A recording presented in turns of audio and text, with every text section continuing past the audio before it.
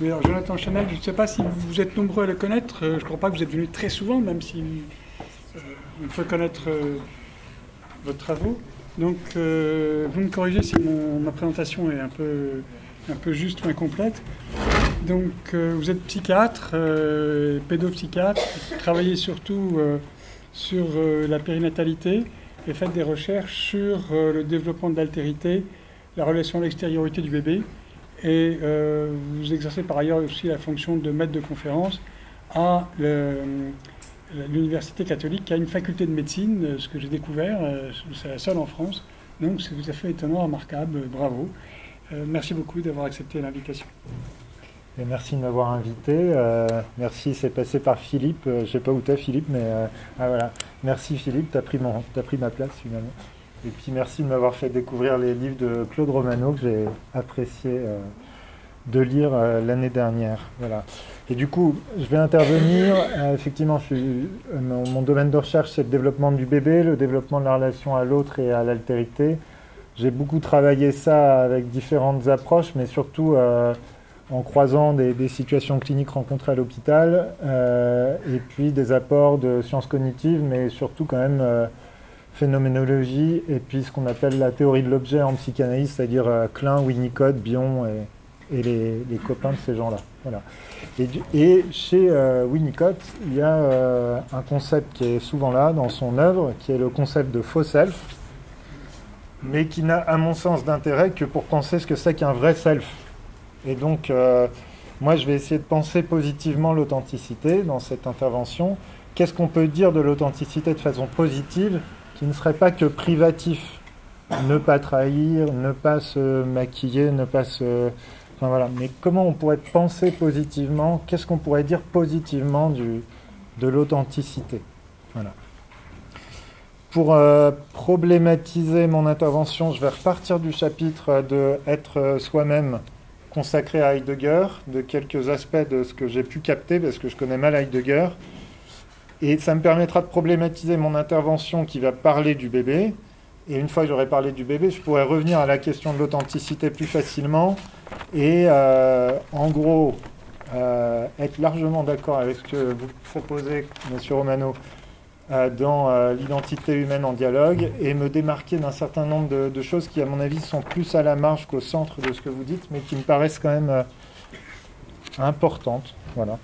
J'espère que ça vous paraîtra aussi intéressant. Voilà. Alors, Philippe, tu viens reprendre ça finalement, donc ça va m'aider à aller plus vite. Donc, le Dasein est la plupart du temps selon la guise du on, dans une espèce de vie impersonnelle, fondue dans la masse, peu dans le on même, c'est-à-dire pas dans quelque chose de propre.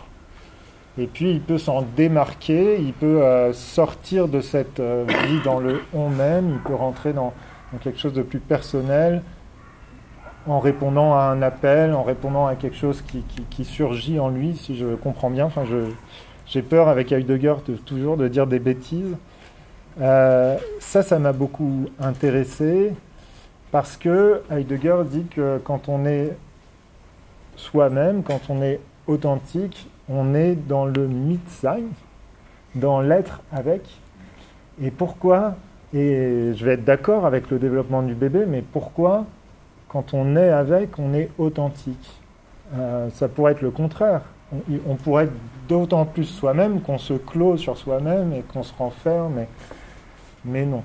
Et donc ça m'a intéressé, puis vous verrez comment, avec le développement du bébé, je pourrais présenter ça.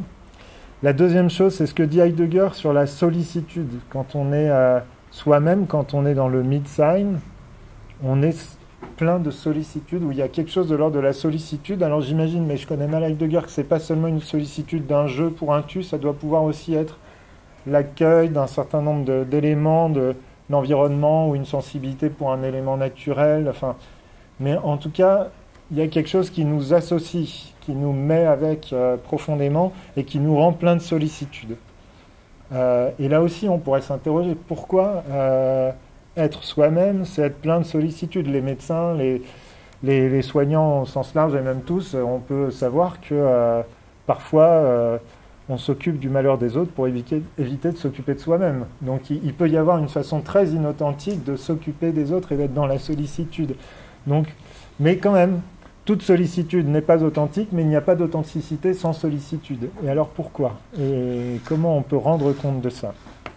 Et puis ma dernière façon de problématiser mon intervention en repartant ensuite du développement du bébé, ce sera de citer une phrase d'Heidegger que vous citez, Monsieur Romano, dans le chapitre, c'est 17, c'est ça, consacré à Heidegger. Et donc, Heidegger fixe une tâche à l'analytique transcendantale du Dasein. Et voilà ce qu'il dit comme phrase. L'une de ses premières tâches sera de montrer que la position initiale d'un moi ou d'un sujet d'emblée donné manque radicalement la réalité phénoménale du Dasein. Donc je suis d'accord avec cette phrase, d'abord. Nous, et c'est ce que dit Heidegger, on est plongé la plupart du temps dans la guise du on et on s'y perd aussi. Enfin.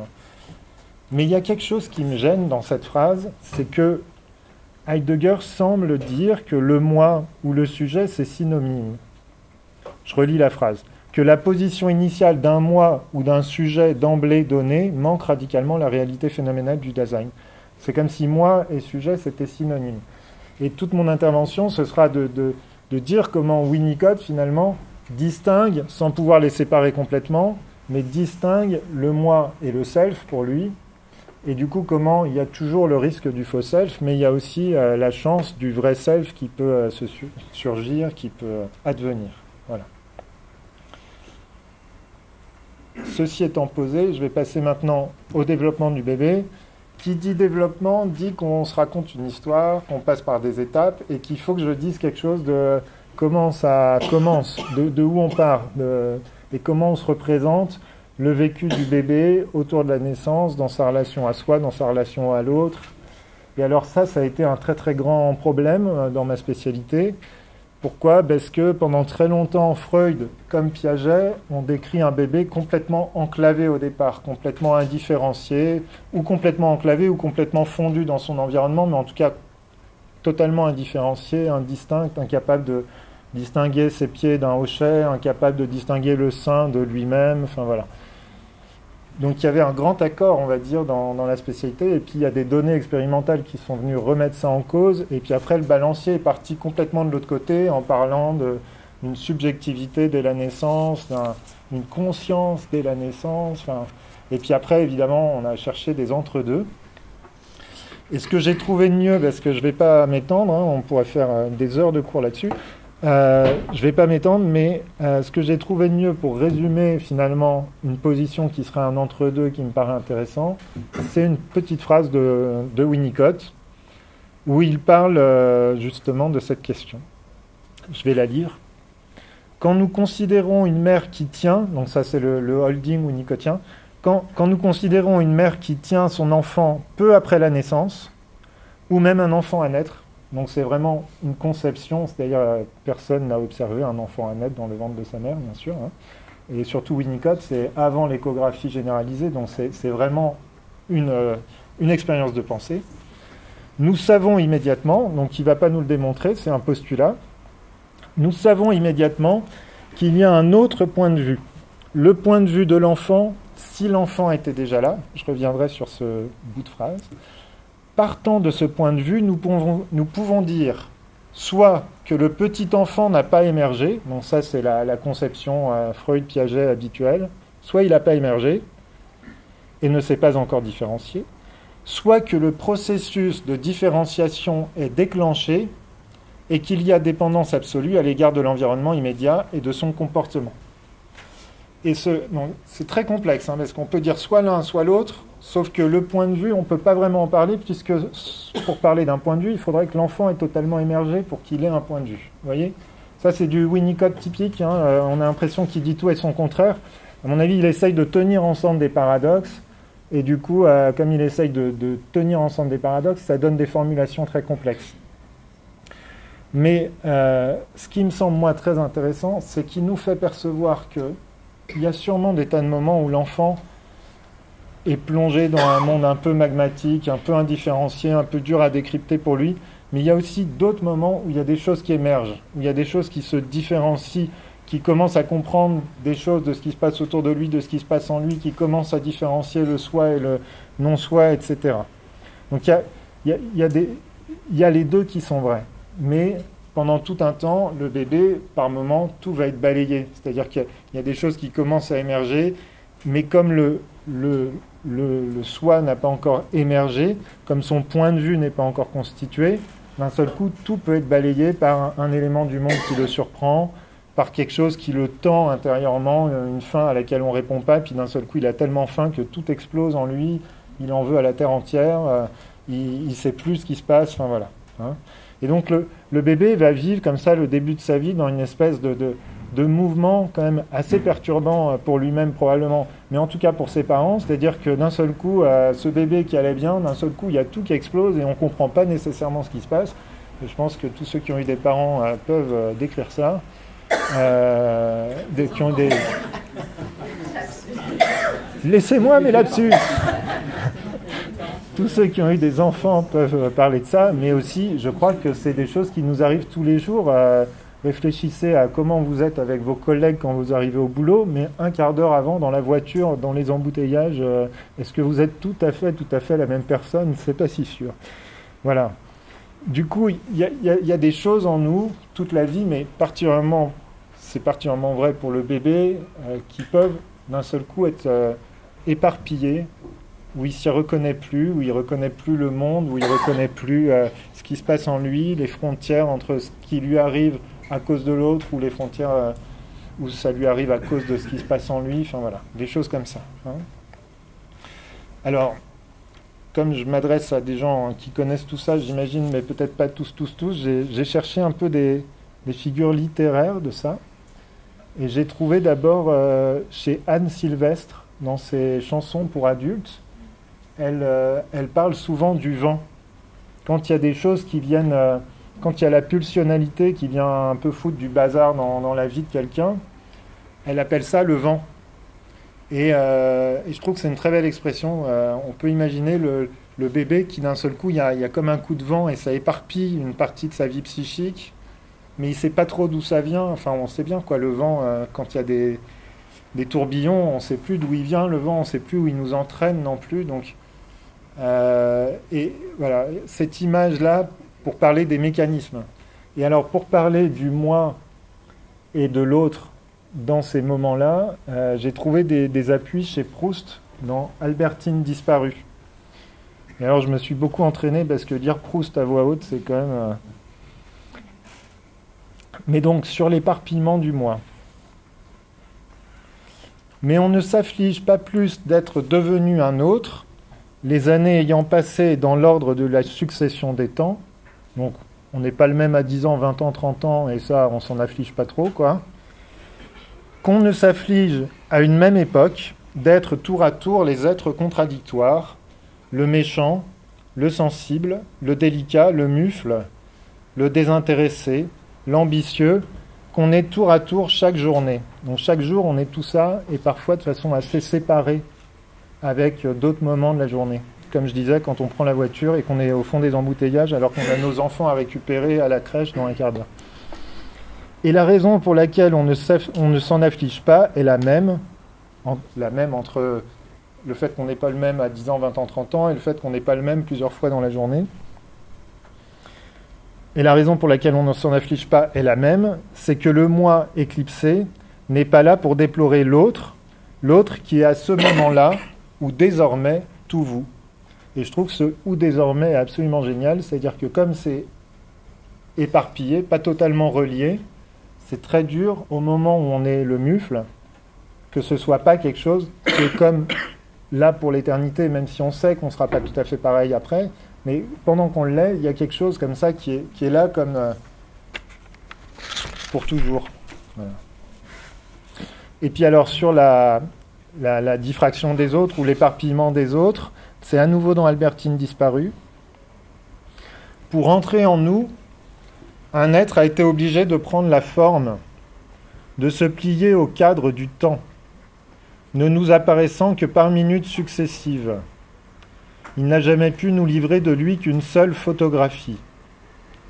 Grande faiblesse sans doute pour un être, de consister en une simple collection de moments. Grande force aussi. Il relève de la mémoire, et la mémoire d'un moment n'est pas instruite de tout ce qui s'est passé depuis. Ce moment qu'elle a enregistré dure encore, vit encore, et avec lui l'être qui s'y profilait. Et puis cet émiettement ne fait pas seulement vivre la morte, il la multiplie. Pour me consoler, ce n'est pas une, c'est d'innombrables Albertines que j'aurais dû oublier. Quand j'étais arrivé à supporter le chagrin d'avoir perdu celle-ci, c'était à recommencer avec une autre, avec 100 autres. Voilà. Donc ce fonctionnement psychique qui est prépondérant au début de la vie, puis qui peut revenir à tout moment dans nos vies selon les circonstances qu'on a affrontées, et puis selon la complexion psychique qui est la nôtre. Nous connaissons peut-être, chacun de nous, quelques proches qui ont un fonctionnement comme ça un peu régulièrement. C'est quand même pénible et fatigant. Mais ça peut, voilà, face à des grandes difficultés, on peut tous être pris par ça. Voilà. Ce fonctionnement psychique, là, il confinerait à l'émiettement du moi, à la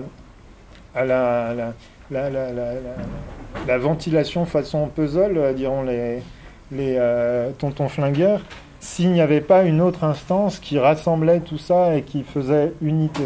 Mais cette instance, au début, elle n'est qu'en émergence et elle n'est là que par éclipse au début. Et puis progressivement, elle va se structurer, se solidifier, et c'est ce que Winnicott appelle le self. Et donc là, j'avance à grands pas et je vais très très vite dans le développement de l'enfant. Mais le self, il commence à se structurer, à se solidifier autour des angoisses de séparation pour Winnicott. Enfin, ça, c'est, si on arrive à recroiser différents textes de Winnicott, on finit par comprendre que c'est autour de ça qui situe le moment, la cristallisation du self. C'est l'entrée dans la position dépressive telle que lui la comprend, parce qu'évidemment, il change sa conception de la position dépressive par rapport à Mélanie Klein, parce que Mélanie Klein, elle pose ça autour de 3 mois, elle pose ça très très précocement, lui, il le pose plus tardivement.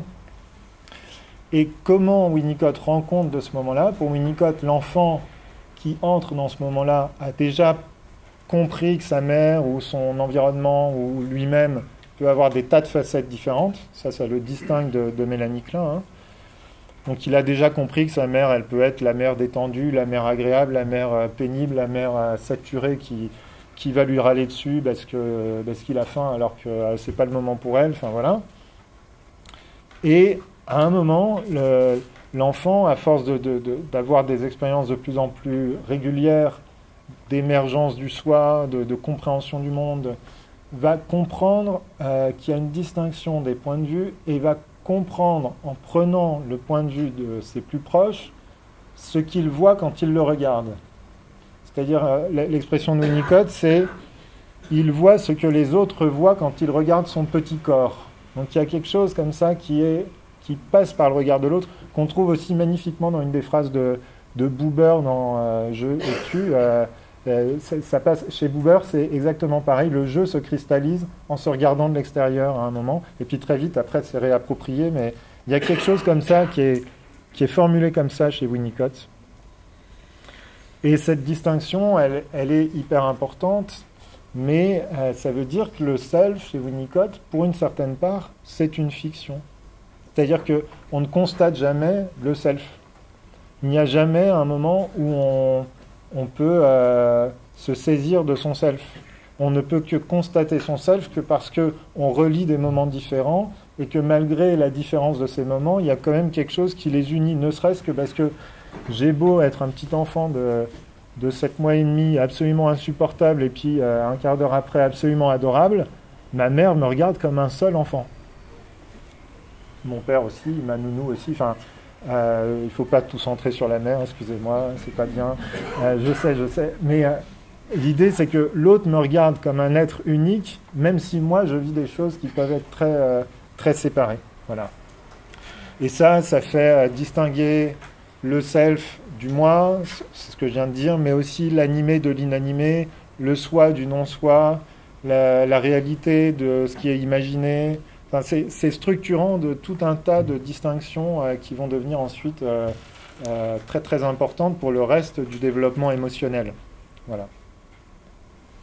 À cette occasion, nous dit Winnicott, émerge aussi de plus en plus et de façon beaucoup plus importante la culpabilité ou la sollicitude, va-t-il dire, pour reprendre un mot que j'ai trouvé chez Heidegger, du coup, en tout cas sous votre plume. Parce que Winnicott, ça le saoule d'appeler ça seulement culpabilité, donc la sollicitude pour les autres, c'est-à-dire je m'intéresse à leur point de vue et donc je m'intéresse aussi à ce que je leur fais ressentir quand je me comporte pas comme il faut ou au contraire quand je répare la relation que j'ai abîmée en me comportant pas comme il faut et que je redonne vie à la relation, je redonne quelque chose à ma mère chez qui j'ai fait un trou, va dire Winnicott, en me comportant de façon instinctuelle, c'est-à-dire explosive, etc., etc. Voilà. Et donc ça veut dire que ce self, il émerge d'emblée pour Winnicott en tant que regard d'un autre sur moi, et que donc le risque de l'aliénation, il est consubstantiel au fait d'avoir une conscience de soi, d'avoir un rapport à soi. C'est-à-dire que je n'ai un rapport à moi que parce que d'autres ont été en rapport avec moi et m'ont assigné quelque part à une identité que je ne peux pas y échapper. Enfin, ceux qui échappent complètement, ce seraient les grands troubles psychiatriques. La constitution du self dans la schizophrénie, il y aurait, j'imagine, beaucoup à dire. Moi, je suis psychiatre pour enfants, donc je suis mal placé, mais en dehors de de situations cliniques de ce genre-là, le self, c'est une fiction, mais ça doit être solide. Et puis la plupart du temps, on vit en se donnant à soi-même une identité, une unité, et heureusement, et on ne doit pas trop douter de ça, et ça ne doit pas trop être en question en permanence quand même. Mais ça reste une fiction, ça reste quelque chose en partie qu'on ne peut constater que dans la temporalité et qu'on ne peut jamais saisir en un moment du temps et constater de façon immédiate. Voilà. Ça veut dire aussi qu'il y a un espace pour se moraliser, pour entrer dans des conduites sociales qui ne soient pas que quelque chose qui nous est imposé de l'extérieur. Bien sûr, il faut des éducateurs et bien sûr, il faut des adultes qui aident l'enfant à rentrer dans les conduites sociales acceptables. Mais ça ne peut fonctionner, nous dit Winnicott, que parce qu'il y a en chacun de nous un accès à la sollicitude ou un accès à la culpabilité et à la réparation qui doivent être personnels. Si ça ne part pas d'un ressort personnel, à ce moment-là, c'est plus de l'éducation, c'est du dressage. Mais c'est pas heureux quand ça devient du dressage, justement. Quand c'est uniquement le jeu de la carotte et du bâton, quoi. Voilà. Et par exemple, ça permet de ne pas être d'accord avec Léo Ferré, qui dit dans une de ses chansons l'encombrant dans la morale, c'est que c'est toujours la morale des autres. On pourrait dire à Léo Ferré, ben non, l'encombrant dans la morale, c'est que ça risque toujours d'être la morale des autres, mais il y a un espace en soi pour se réapproprier les codes sociaux et en faire une éthique personnelle, en faire une morale personnelle. Et il faut que ça devienne personnel. Donc c'est-à-dire qu'on n'est pas seulement contraint d'entrer dans la société de façon inauthentique. Alors oui, si on met un enfant devant 30 bonbons et qu'on lui dit « n'y touche pas », ça va être compliqué. Enfin, en tout cas, il ne faut pas lui demander de faire ça 1 heure. Mais je pense que vous comprenez ce que je veux dire. C'est-à-dire, il y a tout un tas de choses que l'enfant est bien obligé d'apprendre aussi par la contrainte. Mais si c'est que la contrainte, il y a quelque chose qui... C'est que l'enfant ne va pas bien. C'est que l'enfant doit être pris en charge. Et je trouve aussi que ce que dit Winnicott sur le self va bien avec la notion que vous proposez de nature phénoménologique, c'est-à-dire que si on part d'un self qui est toujours menacé par l'assignation, par l'aliénation, par le regard de l'autre qui imprime quelque chose, ça veut dire qu'on ne peut pas se trouver immédiatement. Ça veut dire qu'on ne se trouve que par aventure, par moment, dirait, ça ce serait Saint Jean de la Croix, excusez-moi, mais par aventure, c'est-à-dire avec la spontanéité qui émerge d'un coup et qui nous fait nous trouver alors qu'on ne s'y attendait pas, on ne peut se trouver aussi que parce que de temps en temps on change de groupe social, on quitte ses parents pour aller chez sa grand-mère et d'un seul coup on n'est plus tout à fait le même, mais il y a d'autres choses de nous qui émergent et on reprend certaines choses quand on rentre chez ses parents, enfin des choses comme ça. Hein.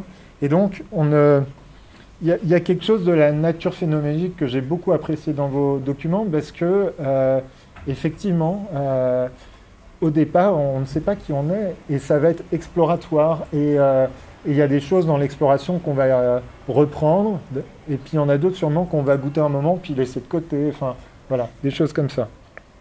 Voilà. Et puis, pour terminer sur le self, avant de revenir à la question de l'authenticité, d'une certaine façon, ça doit tellement être une fiction, mais une fiction solidement arrimée à la constitution de la personnalité pour Winnicott, que le critère d'un self bien construit pour Winnicott, c'est que ce self puisse demander au moi de renoncer à lui-même. C'est-à-dire que le self puisse exposer sa vie pour une cause, pour ce qui demande d'entrer en confrontation directe avec une des pulsions les plus fortes qui soient en nous, de s'auto-conserver. Si le self est bien constitué, on doit pouvoir être Nelson Mandela, être je ne sais qui, un résistant, ou Cavaillès, pour reprendre la salle où nous sommes d'habitude. Enfin voilà. Et ça, il me semble que c'est important de l'avoir en tête, c'est-à-dire que c'est une fiction, mais ça doit quand même être du solide, quoi. Voilà. Mais il y a un jeu permanent entre ce qui émerge du self, de l'être social, du regard que les autres ont sur nous et de l'image que nous voulons donner aux autres, et de ce qui vient du moi, qui est beaucoup plus composite, pour reprendre le mot de ce matin, qui est beaucoup plus... ça émerge, ça part dans un sens, ça part dans l'autre sens, beaucoup moins, qui suit beaucoup moins des lignes droites, etc. Et il y a un jeu, il doit y avoir un jeu permanent. Ce que Winnicott appelle la santé, c'est cette possibilité qu'il y ait ce jeu permanent entre le moi et le self. Et aussi ces tiraillements. Hein. Ça ne joue pas comme ça de façon simple et fluide. Est-ce qu'il me reste du temps encore ? Voilà, du coup je vais pouvoir sur cette base-là revenir à des questions sur l'authenticité. D'une certaine façon, je suis en train de penser à ça, mais on peut dire que Socrate avait un self probablement correctement constitué. Faisons la psychanalyse de Socrate. Non, pardon. Voilà. Donc il y a toujours le risque du faux self, il y a toujours le risque de l'inauthenticité, et même il y a forcément de l'inauthentique. Et il y a l'authenticité qui se cherche là-dedans. Mais il y a forcément ça. Et d'une certaine façon, l'authenticité ne peut qu'être une quête, un trajet, un chemin, un inachevable. Ça veut dire qu'il y a toujours le risque de se perdre, il y a toujours... voilà. Du coup, j'aurais envie d'apporter une toute petite nuance. Vous définissez l'authenticité à un moment en disant que l'authenticité, c'est chercher à être ce qu'on est et tendre à se présenter tel aux autres. Alors après, vous ajoutez des tas de choses qui nuancent largement ça, heureusement. Enfin, mais j'aurais envie de dire que c'est chercher à être ce qu'on est, et c'est chercher en permanence parce que ce qu'on est se transforme, et ça vous le dites très bien avec la notion de nature phénoménologique. Mais je pense que comme il y a un côté exploratoire, c'est aussi tendre à se présenter tel aux autres, c'est-à-dire que parfois je pense que pour explorer certaines choses, on ne peut pas les exposer immédiatement à d'autres, et qu'on doit pouvoir explorer ça pour soi-même, pour pouvoir voir ce que ça donne, si on se l'approprie vraiment, si on l'assume ou si on ne peut pas l'assumer. Enfin, voilà, mais je pense qu'il y a quelque chose comme ça. En fait, cette phrase, elle m'a... Tout de suite, j'avais mis, mais enfin, la transparence n'est pas un objectif non plus. Et il y a quelque chose comme ça. Je pense qu'il y a une part exploratoire qui doit pouvoir se vivre, soit seul, soit dans un petit groupe, mais pas tout de suite... Mais par contre, il y a un engagement, si on reprend les choses, si on les assume, si elles s'inscrivent en nous, de pouvoir les assumer devant tout autre. Enfin, sinon, effectivement, on risque le faux semblant, la dissimulation qui nous met... Vous dites ça à la fin de l'identité en dialogue, vous dites que celui qui vit dans le mensonge se prive d'une des plus belles choses qui soit, c'est d'ailleurs de pouvoir vivre... se trouver soi-même, quoi. Il se manque pour toujours, il est foutu, quoi. Il est perdu dans une forêt vierge, quoi, où finalement tout est possible, puisque rien n'est à assumer face aux autres. Donc en fait, ça peut être noir un jour, blanc le lendemain. Enfin voilà. Ça, j'apprécie ce que vous dites là. Voilà. Et du coup, j'aurais envie de proposer un modèle de l'authenticité, pour le penser positivement, qui serait un modèle à la Merleau-Ponty quand il parle de la liberté dans la phénoménologie de la perception. Donc, Merleau-Ponty dit qu'il n'y a pas de liberté, au sens où on ne peut jamais dire qu'un acte est libre, si j'ai bien compris Merleau-Ponty. C'est-à-dire qu'on pourra toujours dire qu'un acte est déterminé par des centaines de déterminations sur déterminations. Et puis, après avoir dit ça, il dit oui, mais il y a quand même de la liberté. Et comment on parle de liberté, du coup, dit Merleau-Ponty, si j'ai bien compris, encore une fois, parce que je ne suis pas philosophe, on dit qu'on a quand même la possibilité d'infléchir sa trajectoire de vie, de faire un choix qui en conditionne d'autres. Donc les choix suivants seront conditionnés par le précédent. Mais quand même, à force de faire un choix, plus un choix, plus un choix, on aura entraîné sa vie dans une direction et pas ailleurs. Et on l'aura choisi, nous dit Merleau-Ponty. Je pense qu'il y a quelque chose comme ça qu'on pourrait dire sur l'authenticité. À aucun moment on peut dire, et là je vous rejoins, à aucun moment on peut dire qu'on est authentique. Et c'est même dans les moments où on ne se questionne pas sur son authenticité qu'on est probablement le plus authentique. Là je suis d'accord avec vous. Mais vous en tirez la conclusion qu'on ne peut vouloir l'authenticité. Et moi, là, je coince un petit peu. Parce que je pense qu'on peut... En tout cas, j'ai envie de dire, quand on se sent dans le faux self, quand on se sent inauthentique, c'est bon de vouloir l'authenticité, la chercher. Quand on sent que ça craque entre le moi et le self, que l'identité qu'on a pour soi-même, la façon dont on se représente à soi-même et aux autres, ça ne nous va plus tout à fait, c'est bon que ça craque et c'est bon de vouloir faire la clarté là-dessus, avancer là-dessus, accueillir ce qui sort de nous de l'ordre de la spontanéité et qui nous montre bien que ça craque du côté du self. Et du coup, je pense qu'on peut dire que quelqu'un est authentique au sens positif du terme, ou quelqu'un est dans le vrai self, dirait Winnicott, au sens où, d'une certaine façon, il a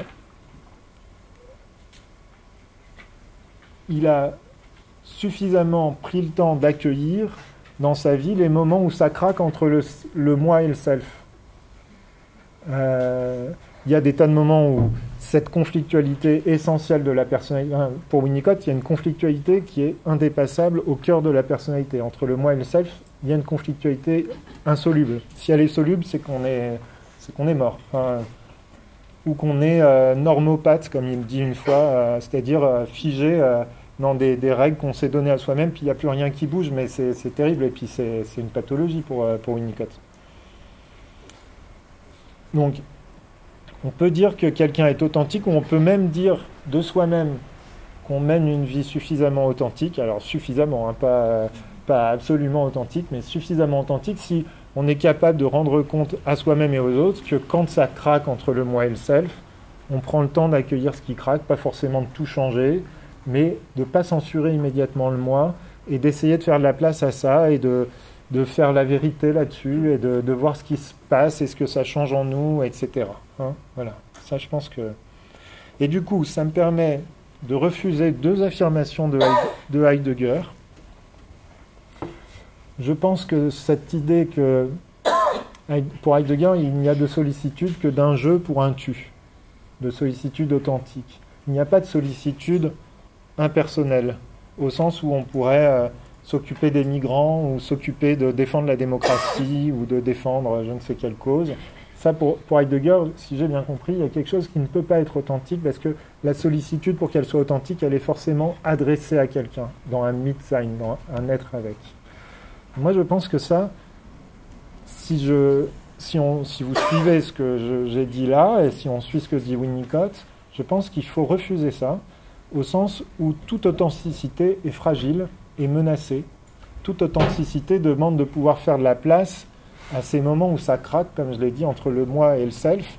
Et s'il faut pouvoir faire de la place, il y a des régimes, il y a des moments de l'histoire où il n'y a pas la place pour ça. Dans une dictature, on doit très vite apprendre à ses enfants qu'il y a des choses qu'ils ne doivent pas dire et peut-être même ne pas penser. Parce que tôt ou tard, la Stasi, elle le saura que tu penses ça. Enfin, tu vois, il y a quelque chose... et donc, s'il y a des choses qu'il ne faut pas dire et pas penser, ça veut dire que dans certains régimes, cette fragilité de la quête de l'authenticité, elle n'est pas garantie, ou elle est fortement menacée. Et de la même façon, j'aurais envie de dire qu'aux États-Unis, quelqu'un qui s'engagerait pour empêcher Trump de faire cette espèce d'entreprise de destruction de la toute possibilité d'une parole politique serait potentiellement dans un engagement authentique, et pourtant c'est pas un engagement en je tue, quoi. C'est un engagement beaucoup plus large. Ça peut être en créant des espaces de parole, tout simplement, de rencontres, enfin j'en sais rien, mais ce que M. Trump est en train de faire à la politique américaine, je pense que c'est très dangereux, et j'imagine que tout le monde enfin, je n'ai pas à convaincre qui que ce soit ici, mais ça peut empêcher toute forme de débat politique, et ça peut emmener la démocratie dans des choses très dangereuses qui empêchent que cette quête fragile de l'authenticité puisse se mener correctement. Et c'est ça qui me paraît devoir... Enfin, c'est au nom de ça que j'ai envie de résister à l'idée d'Heidegger. Voilà. Et de la même façon, ça me donne envie de résister à l'idée que toute quotidienneté est plongée dans la guise du « on ». Je ne suis pas tout à fait d'accord avec ça. Je pense que de ces moments où ça craque entre le self et le moi, peut émerger des nouvelles habitudes. Et donc, une fois que c'est des habitudes, ça redevient du « on ». On n'y pense plus le matin quand on se lève et qu'on fait son thé, son café ou quoi, on ne pense pas à ces gestes. Mais si on a pris le temps de réfléchir à quel café on achète et quel thé on achète et comment on le fabrique et tout ça, peut-être que ça peut quand même être authentique sans être vécu de façon existentielle. Alors là, je prends un exemple bidon, mais je crois que vous suivez ce que je veux dire en disant les choses comme celle-là. Hein. Et donc, je pense qu'on peut penser une quotidienneté authentique. Voilà. Je m'arrête là.